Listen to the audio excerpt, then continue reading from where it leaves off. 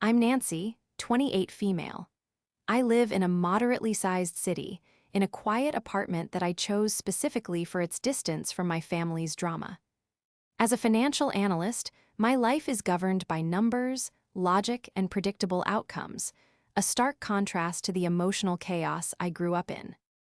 This story is about how a single car accident shattered the illusion of my family, and how I used the very skills they always dismissed.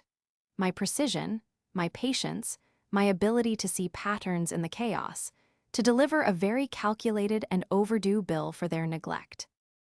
Before this story unfolds, I'd love to connect with you. Please let me know in the comments where you're watching from and what time it is in your corner of the world. It's amazing to see how far these stories can travel. My family operates on a currency of appearances. My father, Robert, owns the city's largest luxury car dealership, a business built on projecting success and untouchable confidence. He's a man who believes a firm handshake and a dazzling smile can solve any problem, and that problems that can't be solved that way should be ignored until they disappear. My mother, Helen, is the architect of our family's social image. Her entire world revolves around garden club memberships, charity galas, and ensuring our family name is associated with class and generosity, even if the reality behind closed doors is anything but. Then there's my older sister, Jessica. Jessica is the masterpiece of my parents' creation. At 29, she owns a high-end boutique downtown, a venture funded entirely by my father's generosity. She is beautiful, charming, and professionally helpless, a combination my parents find endlessly endearing. She was the sun, and I was the planet in a distant, forgotten orbit, useful only when my gravitational pull could keep things stable for everyone else. My role was simple: be the responsible one, the reliable one, the one who didn't need anything. While Jessica was getting her business off the ground with a blank check from Dad, I was the one working my way through college, taking on student loans, and meticulously building a career that didn't depend on anyone's handouts. I became a financial analyst because numbers don't lie. They are clean, honest, and predictable. You can't charm a balance sheet, and you can't emotionally manipulate a quarterly report. My parents saw my job as boring but useful. I was the one they called to decipher mortgage documents, review investment portfolios, or explain why Jessica's boutique was, for the third year in a row, operating at a significant loss despite its glamorous facade. "Nancy's good with the boring stuff," my dad would say with a dismissive pat on my shoulder. The week before the accident, things were perfectly normal, which in my family meant a low-grade hum of anxiety and obligation. It was my parents' 35th wedding anniversary, and as usual, the celebration was less about them and more about upholding their image. Helen had been planning a lavish party for months, a grand affair at the most exclusive country club in town. My contribution, as always, was practical. I had spent weeks helping my mother balance the astronomical budget, finding ways to trim costs without sacrificing a single ounce of perceived luxury. I negotiated with vendors, cross-referenced invoices, and created spreadsheets so detailed they could have been submitted for a corporate audit. Meanwhile, Jessica's contribution was to pick out a new dress and complain that the champagne selection wasn't bubbly enough.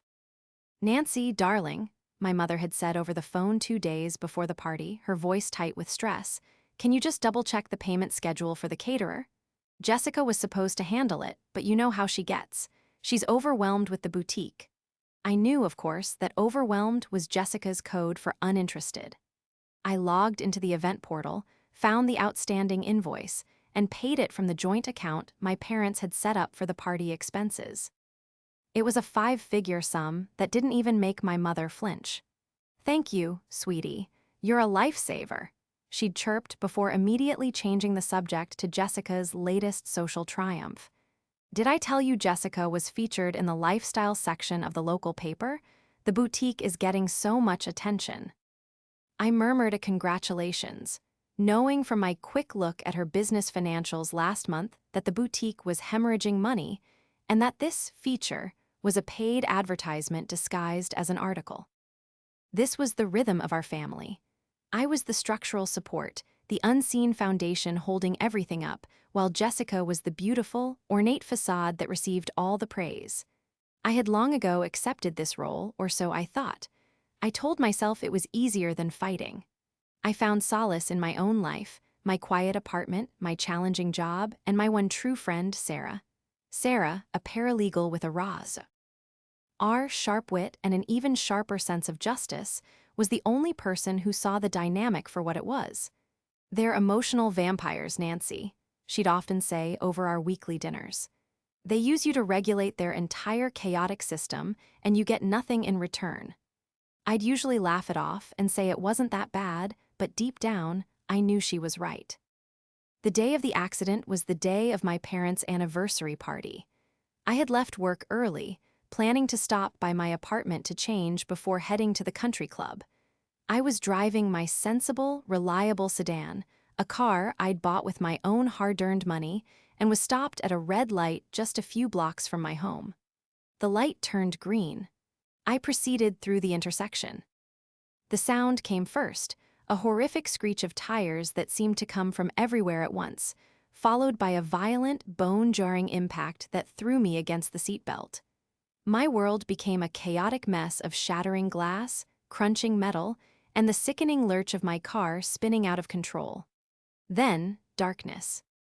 I remember waking up in flashes. The concerned face of a paramedic, the sterile white ceiling of an ambulance, the muffled sounds of urgent voices.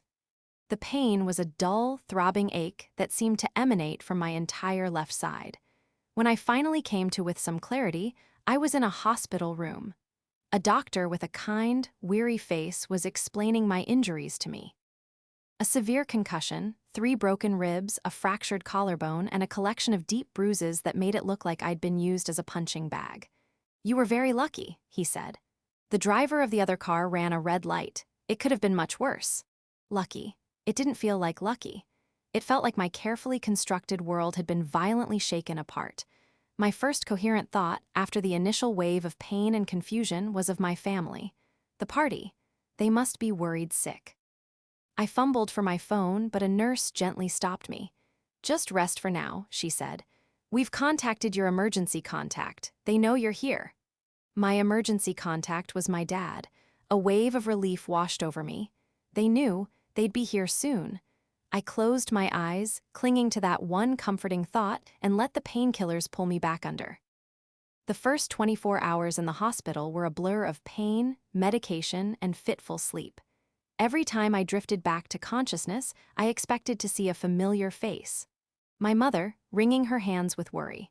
My father, trying to look strong but with concern in his eyes. Even Jessica, perhaps with a flicker of sisterly duty overcoming her usual self-absorption. But every time I opened my eyes, the chair next to my bed was empty. The only people who came and went were the nurses and doctors, their professional kindness a poor substitute for the comfort I craved. My phone had been placed on the bedside table, its screen dark and silent. The staff had told me my emergency contact was notified, so I assumed they were just giving me time to rest before they rushed in. The party was probably a logistical nightmare to cancel, I reasoned.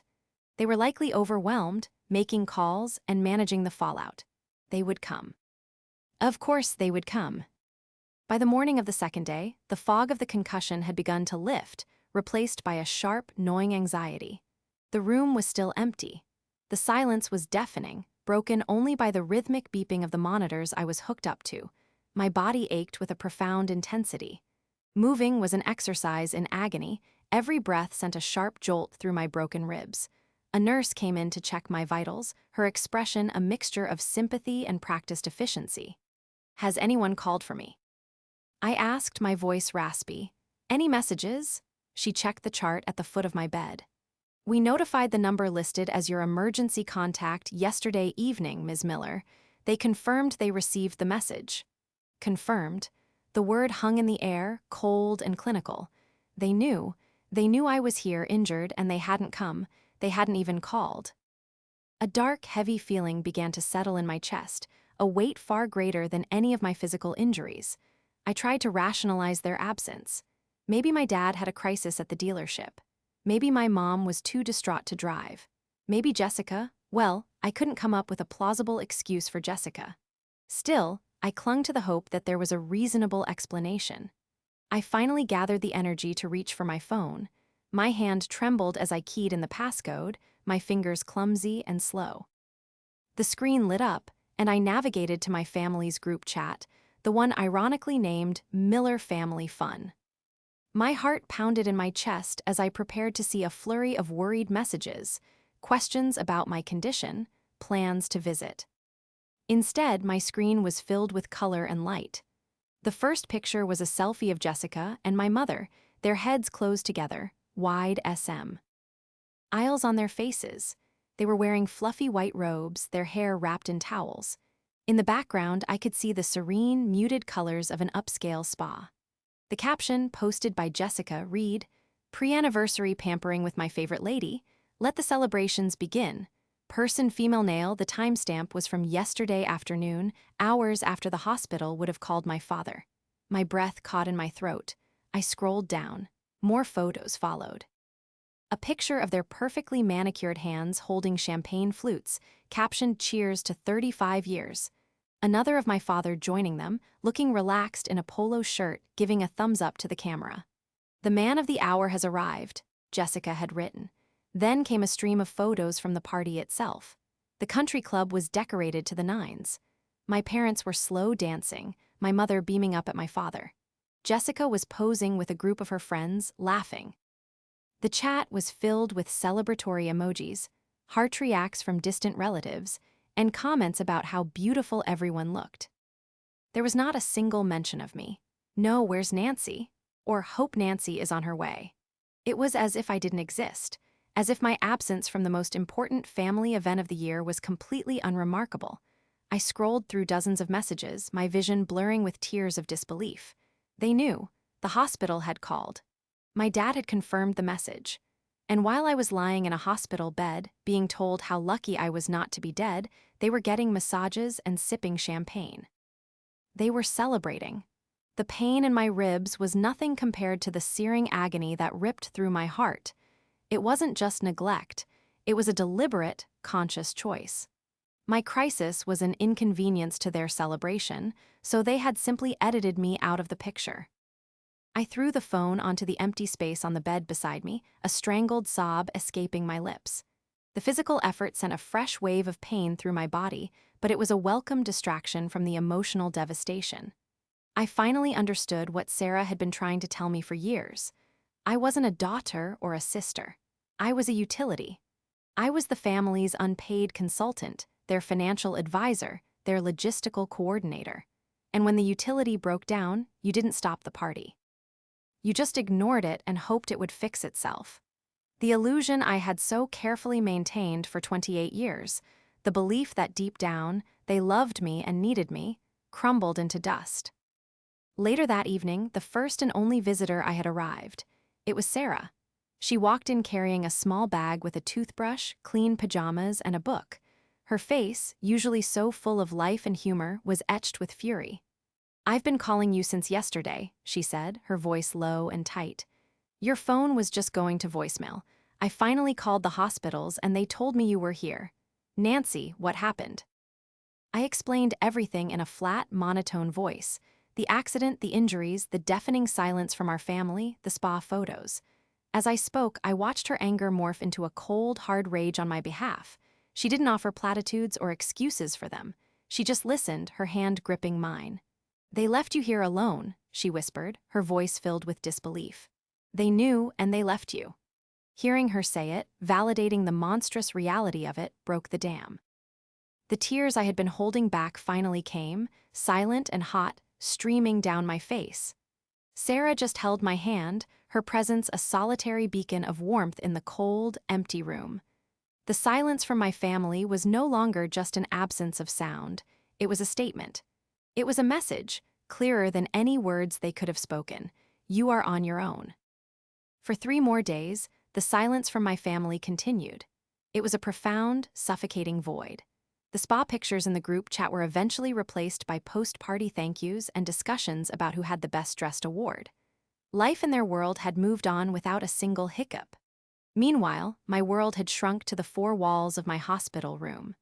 My days were a monotonous cycle of pain management, physical therapy consultations, and staring at the ceiling, replaying their betrayal in my mind. Each beep of the heart monitor felt like a tick of a clock, counting the seconds, minutes, and hours of their abandonment. Sarah was my rock. She visited every day after work, bringing me real food, gossip from the outside world, and an unwavering supply of righteous indignation. "Have you heard from them?" she'd ask each time, and each time I'd shake my head, the shame and hurt coiling tighter in my gut. "Don't you dare feel ashamed, Nancy," she'd say, as if reading my mind. "They are the ones who should be drowning in it." On the fourth day, I was finally discharged. The doctor said I was healing well, but that the recovery would be long and frustrating. I couldn't drive, didn't lift anything heavier than a book, and couldn't work for at least a few weeks. The hospital arranged for a medical transport service to take me home, as I had no one else to call. As I was sitting in the sterile discharge lounge, dressed in the same clothes I was wearing during the crash, now cut up by the paramedics and stained, a nurse handed me my phone from the belongings bag. "You've got quite a few missed calls," she said with a sympathetic smile. I looked down at the screen. 64 missed calls. My blood ran cold. They were all from the last 12 hours. A frantic barrage from my dad, my mom, and even Jessica. After nearly a week of absolute silence, they had suddenly become desperate to reach me. My hands were shaking as I scrolled through the notifications. Interspersed between the calls were a series of increasingly panicked text messages. It started with a simple "Nancy, call me from my dad." Then, "Nancy, where are you? The hospital said you were discharged." Followed by my mother, "Nancy, please answer your phone, it's important."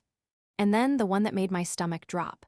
A message from my dad, sent an hour ago in all caps, "Call US back now, ITS serious." My first thought was a flicker of hope, immediately extinguished by a cold wave of cynicism. Was this it?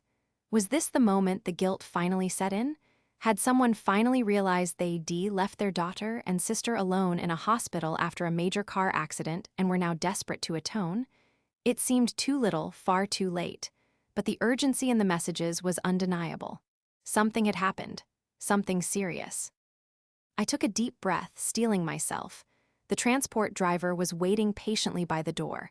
I nodded to him, indicating I needed a minute, and I dialed my father's number. He answered on the first ring, his voice not filled with concern for me, but with a frantic, breathless panic. "Nancy, finally, where have you been? We've been trying to reach you all morning." There was no "how are you?" No "are you okay?" Just accusation. "I was being discharged, Dad," I said, my voice flat and devoid of emotion. "I've been in the hospital since the accident." There was a brief, awkward pause on his end. Yes, of course," he said dismissively, as if swatting away an irrelevant fly. "Listen, something has happened. We need you. You need to come over to the house right away." The sheer audacity of his demand was breathtaking. He needed me. After ignoring my existence for days while I was lying in a hospital bed with broken bones, he was now summoning me as if I were an on-call employee. "Dad, I can't just come over," I said, the effort to keep my voice steady making my jaw ache. "I can barely walk. I'm in a sling, my ribs are broken, and I'm on my way home in a medical transport." "Don't be so dramatic, Nancy." My mother's voice suddenly cut in, sharp and impatient. She must have been on speakerphone. "Robert, just tell her." My dad cleared his throat, the frantic edge returning to his voice. "It's the dealership, Nancy. The accounts. There's been a notice from the bank. They're talking about an audit, a forensic audit, and they've frozen our main operating accounts." The pieces clicked into place with a sickening finality. It wasn't guilt. It wasn't remorse. It wasn't about me at all. It was about money. My expertise. The boring stuff I was good at. They hadn't called because they cared about my well-being. They had called because their financial empire was under threat, and they needed their little analyst to fix it. The silence wasn't broken by love, but by desperation. "They're saying there are discrepancies," my father continued, his voice cracking. "Large cash withdrawals, unusual transfers. I don't understand any of it. Your mother is a mess. Jessica is panicking about the boutique's credit line. We need you to look at the books. You understand this stuff. You can figure it out and make it go away." A strange sense of calm washed over me. The hurt, the anger, the betrayal, it all coalesced into a single point of cold, hard clarity. They hadn't seen me as a person in years. They saw me as a resource, a tool to be used and put away. For days, I had been a broken tool, not worth their attention. Now, they needed that tool again, so they were rattling my toolbox, demanding I perform my function. I looked at the transport driver, who was now looking at me with a questioning glance. I thought about the pain in my body, the sleepless nights, the feeling of utter abandonment. I thought about the spa photos and champagne toasts. "I'm on my way home now, Dad," I said, my voice eerily calm. "I need to rest." "Rest," my mother shrieked. "Nancy, did you not hear what your father said? This is our livelihood. This is serious." "Yes," I replied, and for the first time, a small, dangerous smile touched my lips. "I heard him. It sounds very serious indeed." I ended the call before they could reply. Silence that followed filled not with loneliness, but with the quiet hum of a decision being made. The bill for their services was about to come due, and I was going to be the one writing the invoice. Getting home was a slow, painful ordeal. The medical transport driver helped me up the single flight of stairs to my apartment, his kindness a stark contrast to my family's panicked demands. Once inside, I locked the door, leaned against it, and let out a long, shaky breath. My apartment, my sanctuary of order and logic, had never felt more welcoming. My phone immediately started buzzing again, a relentless stream of calls and texts from my parents. I silenced it and tossed it onto the sofa. They could wait. For the first time in my life, I was going to make them wait. The next few hours were spent in a haze of pain and exhaustion. I took my prescribed medication, carefully changed into soft pajamas Sarah had brought me, and collapsed into bed. But sleep didn't come. My mind, the analytical engine they so desperately wanted to borrow, was already spinning. A forensic audit. Frozen accounts. These weren't minor issues. They were signs of a significant financial crisis, likely stemming from either gross incompetence or outright fraud. The next morning, I woke up with a stiff neck and a clear head.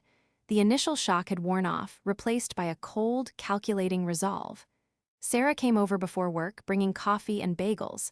I laid out the whole story of the frantic phone call. She listened intently, her expression hardening with each detail. "So let me get this straight," she said, setting her coffee down with a firm click. "They ignore you for 5 days while you're in the hospital with serious injuries. But the second their precious kingdom is threatened, they expect you to ride in on your white horse, or in this case, your medical transport van, and save them." "That's the gist of it," I said with a humorless smile. "What are you going to do?" she asked, her eyes searching mine. "I'm going to do my job," I replied. "I'm going to be the good, reliable daughter. I'm going to look at the books." Sarah raised an eyebrow, skeptical. And I continued, a new, unfamiliar steel in my voice. "I'm going to find out exactly what they've done. And then I'm going to use it." Later that day, after another barrage of desperate voicemails, I finally called my father back. I told him I was in no condition to come to their house or the dealership, but if he wanted my help, he would have to give me complete, unrestricted remote access to everything. The dealership's accounting software, all bank statements for the last 5 years, business credit card records, and the corporate filings. I also requested access to his and my mother's personal accounts, as well as Jessica's, arguing that the bank would be looking for commingling of funds. There was a moment of hesitation on his end. My father guarded his financial privacy with the ferocity of a dragon guarding its hoard. "Nancy, is all that really necessary?" he blustered. "Absolutely," I said, my tone leaving no room for argument. "A forensic audit looks at the entire picture. If you want me to find the problem, I need to see the whole canvas. Otherwise, you can hire a team of expensive lawyers and accountants who will bill you by the hour to do the exact same thing." The threat of expensive lawyers did the trick. An hour later, a series of emails arrived in my inbox containing login credentials, passwords, and scan documents. The keys to the kingdom had been delivered. For the next week, my apartment became a command center. Propped up on my sofa with my laptop, surrounded by pillows, I dove into the financial guts of my family's life. It was a messy, complicated, and deeply revealing process. The dealership's books were the first place I looked. On the surface, things looked fine. Robert ran a successful business, but as I dug deeper, I started to see the cracks. The discrepancies the bank had flagged were immediately obvious to my trained eye. There were patterns of large, regular cash withdrawals listed under vague expenses like promotional events or client entertainment, but with no corresponding receipts or documentation. There were wire transfers to accounts I didn't recognize, categorized as consulting fees. Then I cross-referenced these transactions with their personal accounts, and the picture became clearer and much uglier. The consulting fees were being transferred to a shell corporation, which then funneled the money directly into my mother's personal investment account. The promotional events, cash withdrawals, coincided perfectly with my parents' lavish European vacations and my mother's shopping sprees. They were systematically bleeding the business dry to fund their extravagant lifestyle, treating the dealership's revenue as their personal slush fund and writing it all off as business expenses to avoid taxes. It was a classic case of corporate fraud, stupid, arrogant, and incredibly risky. But the most painful discovery came when I looked at Jessica's finances. Her boutique was, as I suspected, a financial black hole. The documents showed my father had not only given her the initial capital to start it, but was also covering her losses every single month with direct transfers from the dealership's account, disguised as marketing services. Tens of thousands of dollars every month for years. I found the payment for the lifestyle feature in the paper, a $5,000 charge to the dealership's credit card. And then I found something that made me feel physically ill. I pulled up the records for the weekend of the anniversary party, the weekend of my accident. There were a series of charges on my father's business card. A $2,000 charge at the Serenity Spa and Resort. Another $1,000 for dinner at a Michelin-starred restaurant. A final, eye-watering charge of $15,000 paid to Jessica's boutique. I dug into the boutique's records and found a corresponding entry, a single sale of a couture gown. To my mother, Helen, for the party.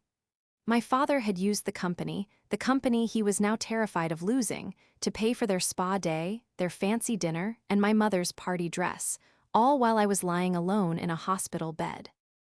They hadn't just forgotten me. They had been actively spending the money they were stealing on themselves while it was happening. That detail, that one specific transaction, solidified my resolve. This wasn't just about financial irresponsibility anymore. It was a profound moral failure, and they needed to be held accountable. The information I had uncovered was a powder keg. I spent another few days meticulously organizing it, creating a fortress of irrefutable evidence.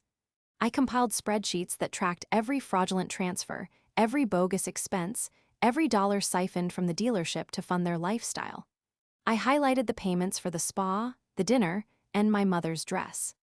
I created a timeline, aligning their lavish spending with the dates of my hospitalization. Each number, each transaction, told a piece of the story of their greed and neglect. My work was precise, clinical, and utterly damning. While I worked, the calls from my father became more and more frantic. "Have you found anything, Nancy?" he'd ask, his voice strained.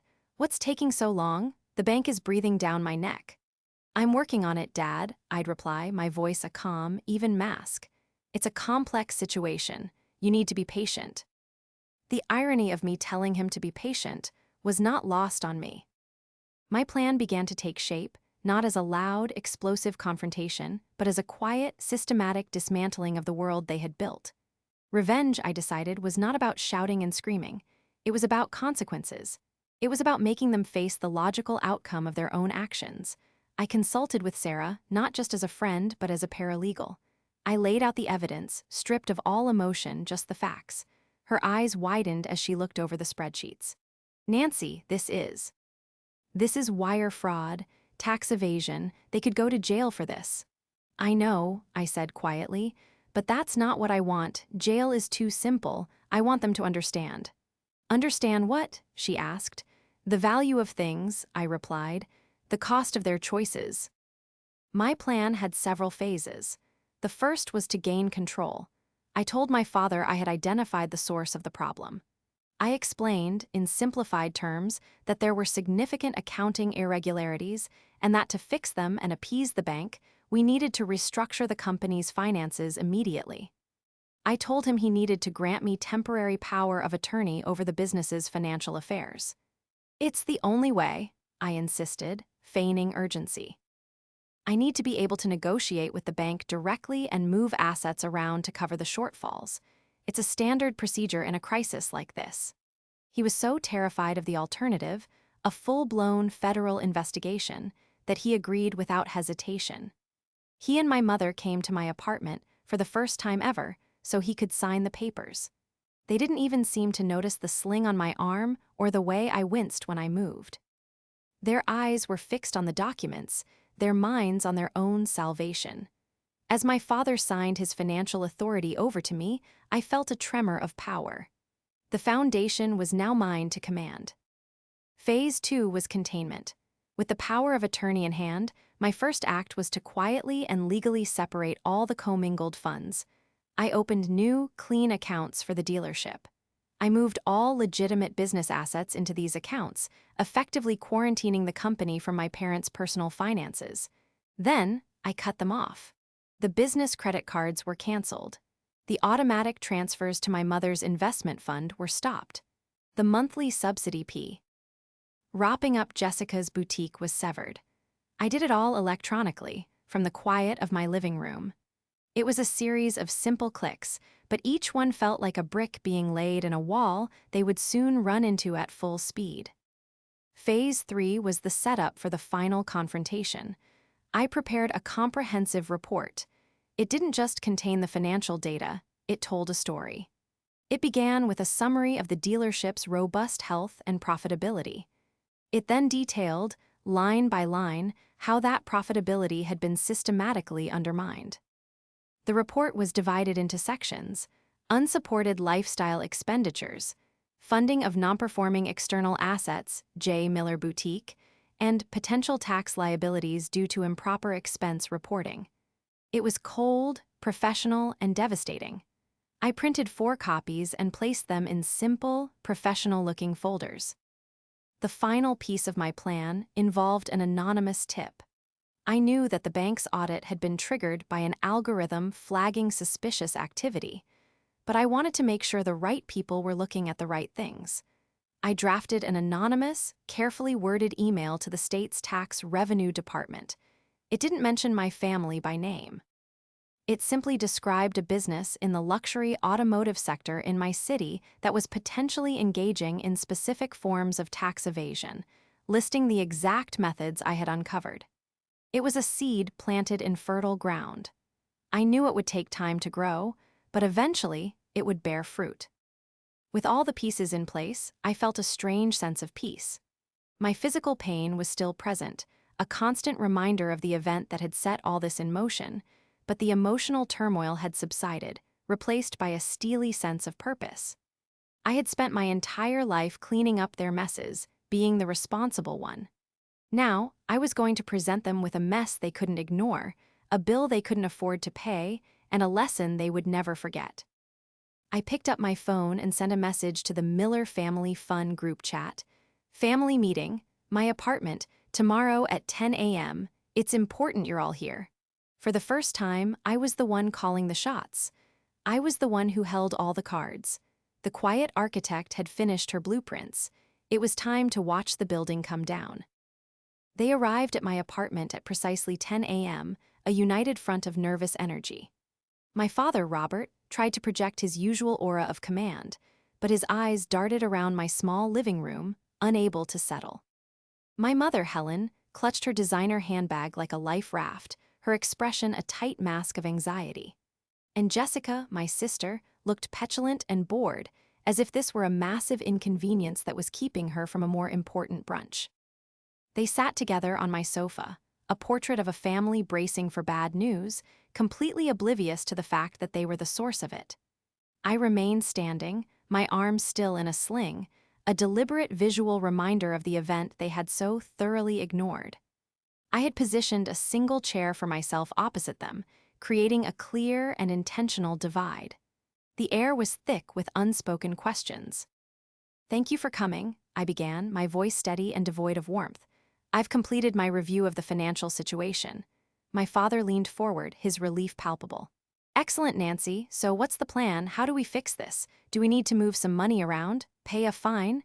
"It's a bit more complicated than that," I said, picking up the 4 folders from my coffee table. I handed one to each of them and kept one for myself. "I've prepared a summary for you." They opened the folders. I watched their faces as they read the first page, the executive summary. Robert's confident expression faltered, replaced by a slowly dawning horror. Helen's face went pale, her manicured hand flying to her mouth. Jessica just looked confused, unable to process the dense financial language. "What is this, Nancy?" My father finally choked out, his voice a hoarse whisper. This is insane." "Is it?" I asked calmly. "It's all there, Dad, every transfer, every withdrawal. The money you funneled to Mom's investment account, categorized as consulting fees. The cash you took out for your vacations, listed as client entertainment. It's all meticulously documented in the dealership's own records." I turned my gaze to my mother. Page 7 is particularly interesting. It details how the business paid for your anniversary party dress, a $15,000 gown, and on page 8, you'll find the receipts for your spa day, the one you enjoyed while I was in the emergency room. Helen let out a small gasp, looking as if I had physically struck her. She wouldn't meet my eyes. Then I looked at Jessica. And Jessica, if you turn to section 3, titled Funding of Non-Performing External Assets, you'll find a complete breakdown of the hundreds of thousands of dollars had have been diverted from the dealership to keep your boutique afloat. Your business hasn't turned a profit a single day since it opened. It's not a business, it's a very expensive hobby funded by fraud. Jessica's face flushed with anger. "How dare you? My boutique is a success." "A success?" I countered, my voice sharp for the first time. "Jessica, you're 29 years old and you are functionally bankrupt. You have no idea how to manage money because you've never had to. You just hold out your hand, and Dad fills it with money he's stealing from his own company." "Nancy, that's enough," my father boomed, trying to regain control. "This is a family matter. We can handle this internally." "We are past that," I said, my voice dropping to a low, chilling calm. "The bank has already frozen the accounts. An external audit is happening. And as of yesterday, when I submitted a detailed report of my findings to the bank's fraud department, a federal investigation is likely to follow." The color drained completely from Robert's face. He looked like he had been punched in the gut. You told the bank?" "I told them the truth," I said. "Something this family has avoided for decades. You built a life on an illusion, and the illusion is over. The bill has come due." I let the weight of that sink in. The silence in the room was absolute. Then the desperation began. "Nancy, please," my mother pleaded, tears now streaming down her face, ruining her perfect makeup. "You can't do this to us, to your father. Think of the family's reputation." "My reputation?" Robert spluttered. "My business is ruined." Jessica was the last to crack. The reality of her situation finally pierced her bubble of entitlement. "My store," she whispered, her eyes wide with panic. "The credit line? What will I do?" It was a symphony of self-interest. Not a single one of them said, "We are so sorry, Nancy." Not one of them acknowledged the betrayal, the neglect, the reason we were all sitting in this room. Their only concern was for themselves and the comfortable world I was systematically dismantling. "Here's what is going to happen," I said, standing up, the finality in my tone silencing their protests. "As of this morning, using the power of attorney you gave me, Dad, I have restructured Miller Automotive. It is now under the management of a third-party crisis firm that specializes in businesses facing financial fraud investigations. They will work to salvage what's left of the company and cooperate fully with the authorities." I looked at my father. "You are no longer the owner. You are the subject of an investigation." I looked at my mother. "The personal accounts filled with stolen money have been frozen. You'll need to learn to live on a budget, a very real one." Finally, I looked at Jessica. "The financial support for the boutique is gone, effective immediately. You'll have to face your creditors on your own. Welcome to the real world." I walked over to my desk and picked up a single car key. It was the key to my sensible sedan, which was still sitting in an impound lot, likely totaled. "This is what started all of this," I said, holding it up. "A car accident. While I was lying in a hospital, wondering if my family cared if I was alive or dead, you were all celebrating. You made your choice. Now I've made mine." I dropped the key onto the coffee table in front of them. It landed with a soft, final clink.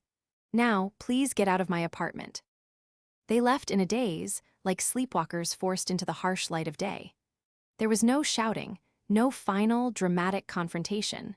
There was only the quiet, stunned recognition that their world had irrevocably tilted on its axis.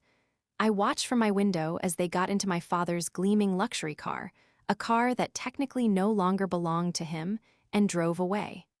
The silence they left behind was different this time. It wasn't the heavy, painful silence of neglect. It was the clean, quiet emptiness of a space that has been cleared of clutter. For the first time in my life, I was truly, completely on my own, and it felt like freedom. The weeks that followed were a whirlwind of legal and financial activity.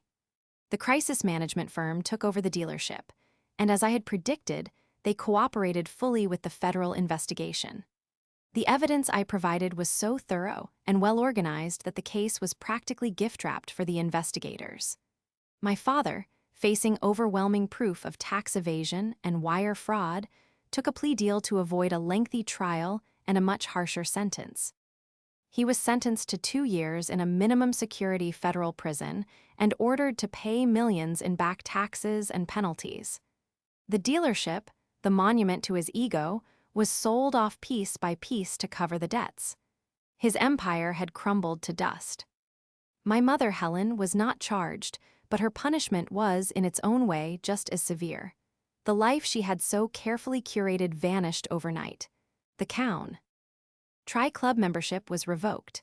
The charity boards politely asked for her resignation. Her circle of high society friends evaporated, unwilling to be associated with scandal. She was forced to sell their lavish family home and all her jewelry to help pay the legal fees. She moved into a small, rented condo, her world shrinking from grand ballrooms to a 2-bedroom apartment. The loss of status, of image, was a kind of death for her. Jessica's fall was perhaps the most predictable. Without my father's endless supply of cash, her boutique imploded within a month. Creditors came calling, and she had no answers for them. She was forced to declare bankruptcy, a humiliating public failure for someone who had only ever known success handed to her on a silver platter. She had to sell her designer clothes and move back in with my mother, the two of them trapped in a small condo, monuments to a life that was gone. I heard through the grapevine that she was trying to get a job as a sales assistant at a department store. A dose of reality she had avoided her entire life. I never spoke to them again.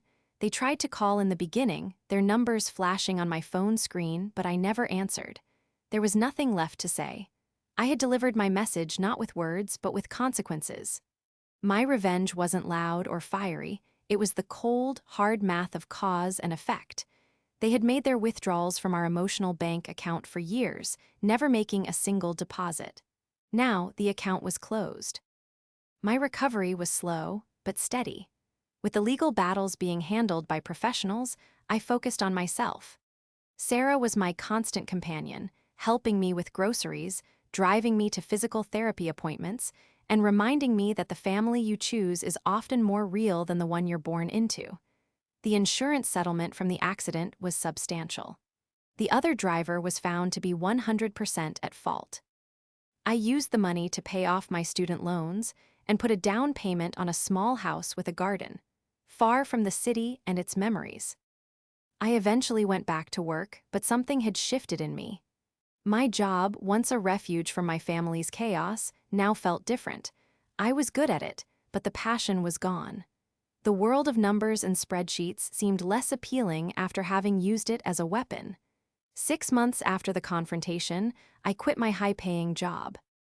I took a position with a nonprofit organization that offered financial literacy counseling to low-income families, helping them manage debt and build stable futures. The pay was a fraction of what I used to make, but the work was infinitely more rewarding.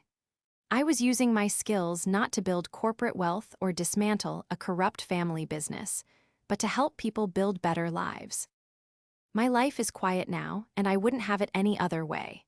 It's filled with good friends, meaningful work, and the simple pleasure of a home that is truly my own. Sometimes, when I'm sitting on my porch in the evening, I think about my old family. I don't feel anger anymore, or even sadness. I just feel a sense of distance, as if I'm watching a movie about people I used to know. They built their house on a foundation of lies and appearances, and it was always destined to collapse. I just happened to be the one to point out the cracks. My future is no longer tied to their past. It is an unwritten page, a clean ledger, and for the first time, I am the only one holding the pen.